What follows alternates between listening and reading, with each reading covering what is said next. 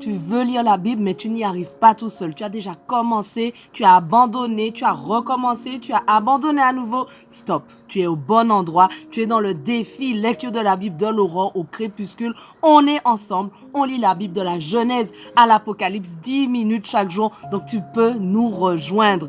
Merci Seigneur pour tous ceux qui vont nous rejoindre aujourd'hui et merci pour tous ceux qui sont avec moi depuis le début. Permets qu'on puisse garder notre motivation jusqu'au bout. Aide-nous à comprendre le passage du jour et viens nous parler à chacun personnellement au nom de Jésus. Amen. Alors on continue, on est dans 1 Chronique 25. David, assisté des chefs du corps des fonctionnaires du culte, détacha certains descendants d'Asaph, d'Éman et de Yédoutoun qui chantaient des cantiques inspirés en s'accompagnant de lyres, de luth et de cymbales. Voici la liste de ceux qui furent affectés à ce service. Pour Asaph, les fils d'Asaph, Zakour, Joseph, Netania et Azaréla, étaient sous la direction de leur père, qui chantait sous la direction du roi des cantiques inspirés.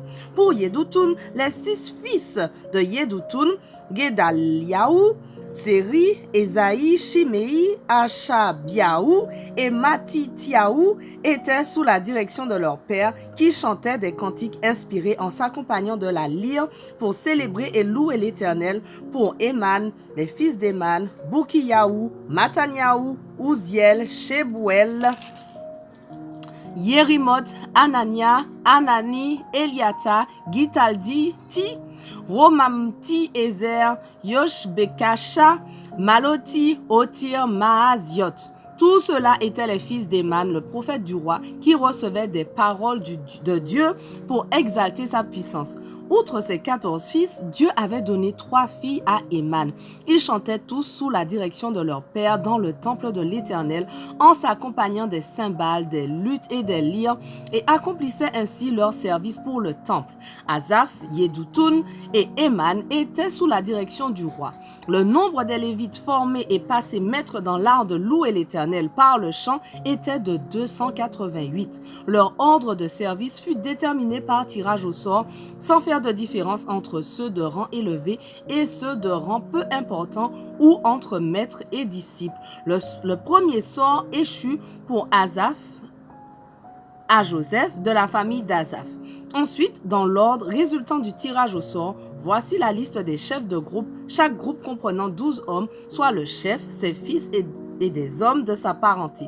Le deuxième sort échut à Guédaliaou, puis vers Zakour, Yitzeri, Netania, Boukiyaou, Yezaréla, Esaïe, Mataniaou, Shimei, Azariel, Achabia, Shubael, Matithiaou, Yérémoth, Ananiaou, Yoshbekasha, Anani, Maloti, Eliata, Otir, Gidalti, Maaziot, Romam, Ti, Ezer. 1 Chronique 26, on s'accroche. Voici quelle était la répartition des portiers en classe. Pour les Coréites, Meshélémiaou, descendant de Corée de la famille d'Asaph. Il avait pour fils Zacharie, l'aîné, Yediaël le deuxième, Zébadiaou le troisième, Yatniel le quatrième, Elam le cinquième, Yohanan le sixième et Elioénaï le septième. Obed-Édom eut pour fils Shemaya l'aîné, Yehozabad le deuxième, Yoa le troisième, Sakar le quatrième, Nethanéel le cinquième, Amiel le sixième, Issachar le septième et Peultaï le huitième, car Dieu l'avait béni. Son fils Shemaya eut des fils qui jouissaient d'une grande autorité dans leur groupe familial, car c'étaient des hommes de valeur. Ce furent Othni, Réphaël, Obed, Elzabad et surtout leurs frères Eliou et Samakiaou qui furent particulièrement capables. Tels étaient les descendants d'Obed-Édom. Eux, leurs fils et les hommes de leur parenté, au nombre de 62, étaient des personnes de valeur, accomplissant leur travail avec énergie. Pour Meshélémiaou, il y eut ses fils et les hommes de sa parenté, hommes de valeur au nombre de 18. Oza, des descendants de Merari, eut des fils. Shimri en était le chef, car bien qu'il ne fût pas l'aîné, son père l'avait établi chef. Puis Ilkiyahu, le deuxième, Tébaliaou, le troisième, Zacharie, le quatrième. Les fils et les hommes de la parenté de Osa étaient en tout 13. Pour toutes ces classes de portiers, les chefs comme les autres accomplissaient leur service dans le temple de l'Éternel. Ils tirèrent au sort pour la responsabilité de chaque porte entre les différents groupes familiaux sans faire de différence entre ceux de rang élevé et ceux de rang peu important.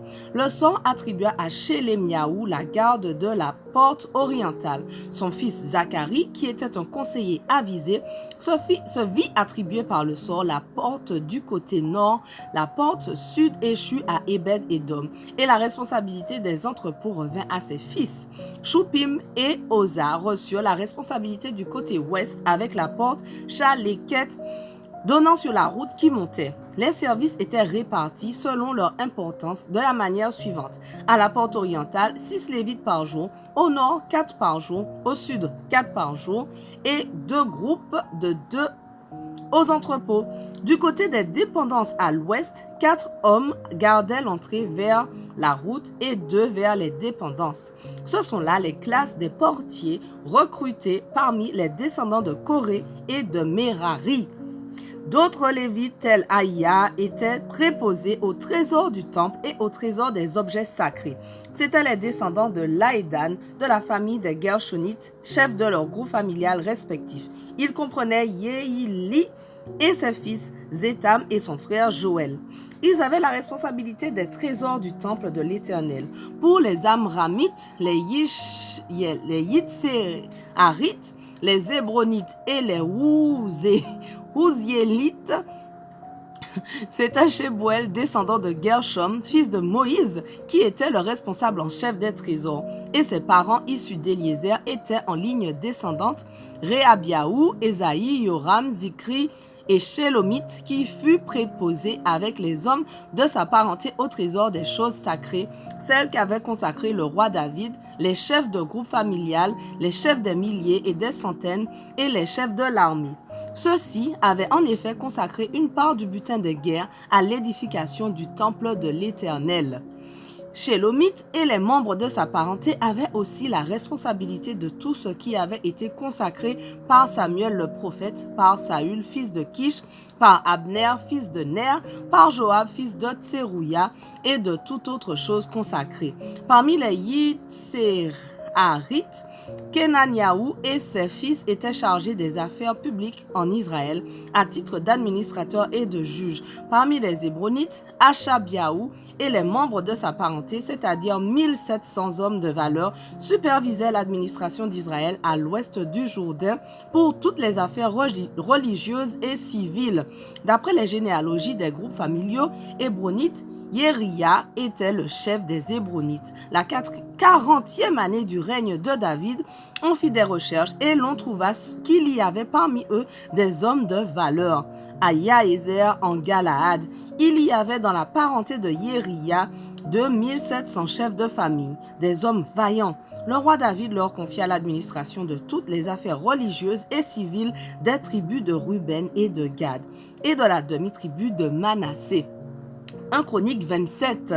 Voici la liste des Israélites chefs de groupe familial qui furent les commandants des milliers ou des centaines et les administrateurs qui assistaient le roi pour tout ce qui concernait les divisions militaires appelées tour à tour à prendre mensuellement leur service. Chaque division comptait 24 000 hommes. À la tête de la première division affectée au premier mois se trouvait Yashobéam, fils de Zabdiel. Sa division comptait 24 000 hommes. Il était de la lignée de Péret et commandait tous les chefs d'armée du premier mois. À la tête de la division du second mois comprenait également 24 000 hommes se trouvait Dodaï Laoït. Miklot était le chef de sa division. Le commandant de la troisième armée pour le troisième mois était Benayahu, fils du grand prêtre Yehoyada. Il avait dans sa division 24 000 hommes. Ce Benayahu était l'un des guerriers du groupe des 30. Il était à sa tête. Son fils Amizadab avait sa division sous ses ordres. Notre passage du jour touche à sa fin, mais on continue dès demain. On ne lâche rien. Allez, sois bénis.